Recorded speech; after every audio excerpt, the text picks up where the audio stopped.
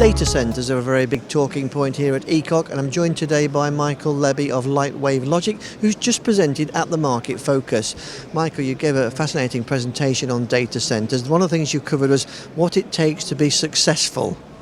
Data centers are a business that's grown very, very quickly over the last decade, especially the hyperscale data centers.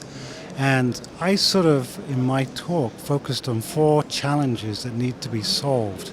One is that you need to have denser faceplates. You need to have lower power solutions because they're consuming a lot of electricity these days. They need to be bigger, so we're going to have to send the signals to farther places in the data center. And they have to be faster.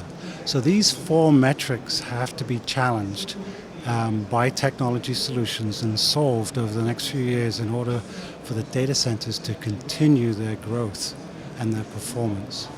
Yes, I mean, with all these demands on the data centres, what is the technology we need to be able to achieve that? Well, today, if you look at the technology inside the data centers, you see there's one main technology called indium phosphide. That is the incumbent technology. But it's also quite expensive. It certainly can go the performance, but it's not meeting the cost performance targets the data centers really want to achieve.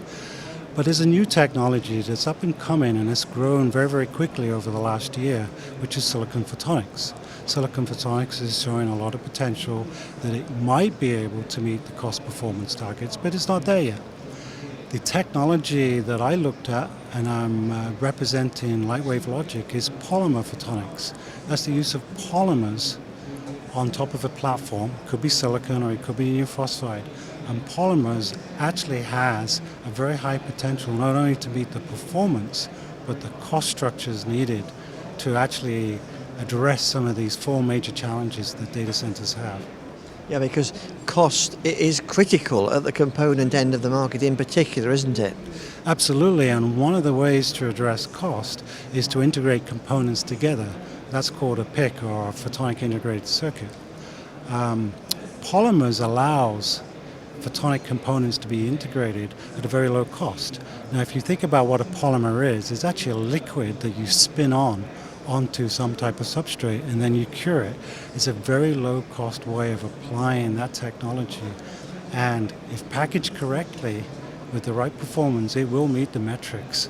And although it's not commercially viable in high volume like indium phosphide today, it certainly has the potential to address these pain points of the data centers. Michael, thanks very much for talking to us. Thank you.